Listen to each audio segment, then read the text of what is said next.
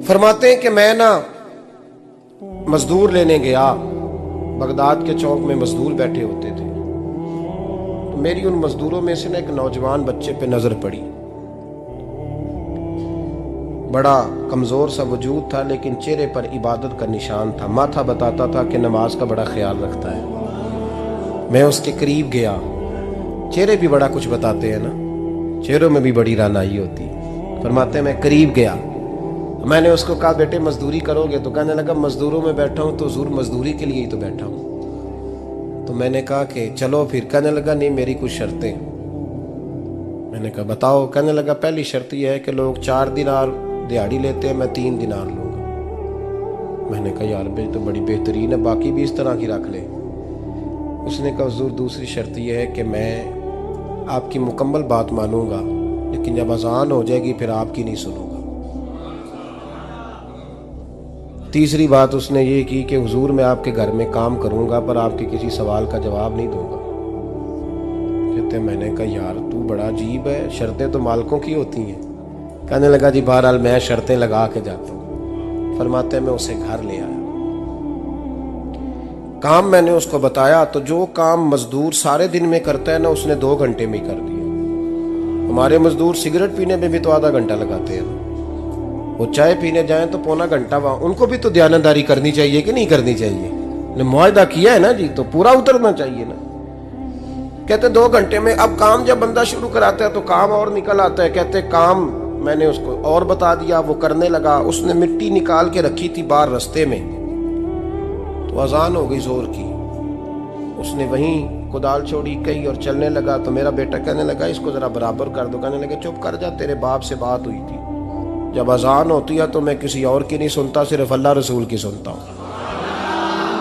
कहते हैं मस्जिद चला गया, नमाज पढ़ के आया तो दोपहर का वक्त था। मेरी बीबी कहने लगी इसको को खाना खा ले।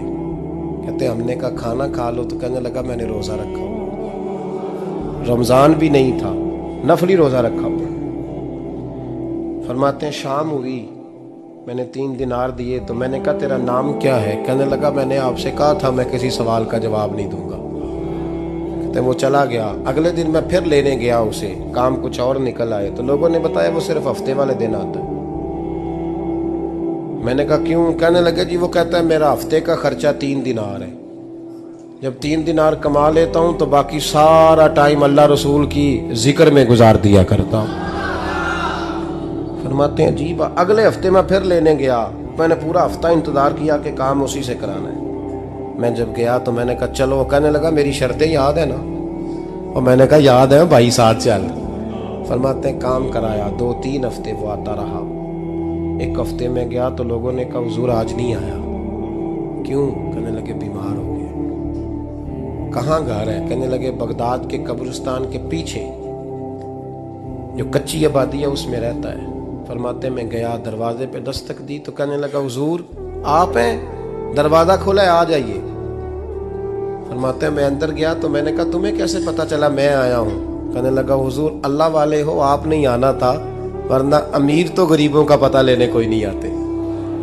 कहते मैं करीब गया तो कहने लगा मैं आपका इंतजार कर रहा था, तेज बुखार है, तप रहा। जेब से कुछ पैसे निकाले। कहने लगा ये पैसे रख लें। एक अंगूठी निकाली।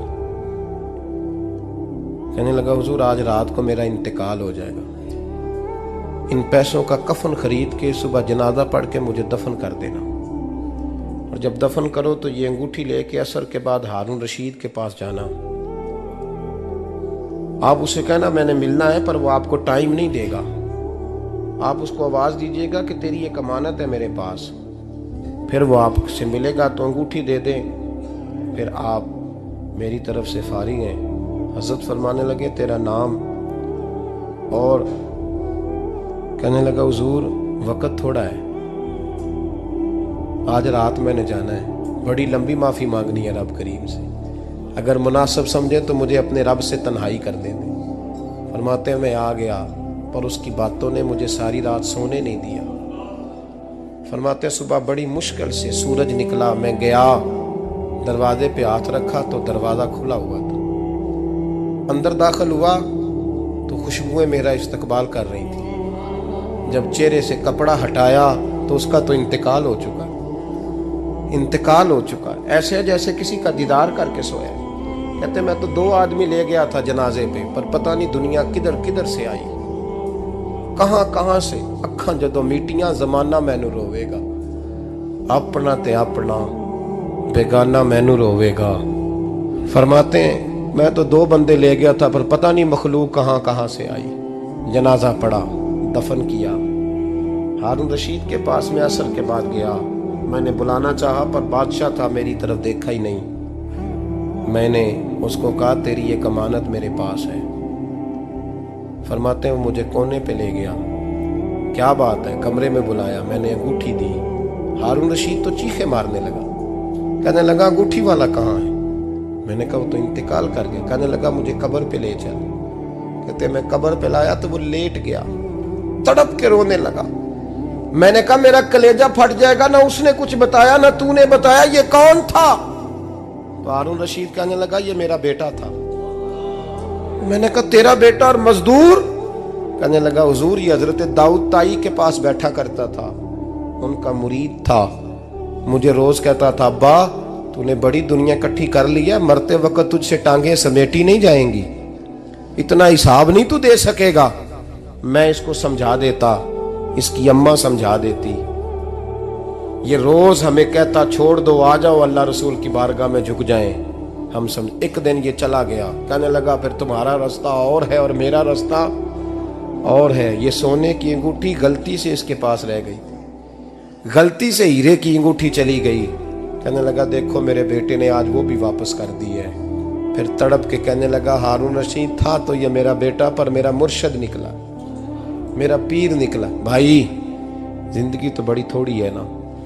बाबा साहब ने कहा था उठ फरीदा सुत्या, और दाढ़ी आ गया ही पूर, अग्गा नेड़े आ गया, पिछा रह गया ही दूर। उठ फरीदा सुत्या खलकत वेखन जा, मते कोई मिल जाई बख्शिया ते तू ही बख्शिया जा। उठ फरीदा सुत्या झाड़ू दे मसीत, तू सुते रब जागदा तेरी डाडे नाल परीत।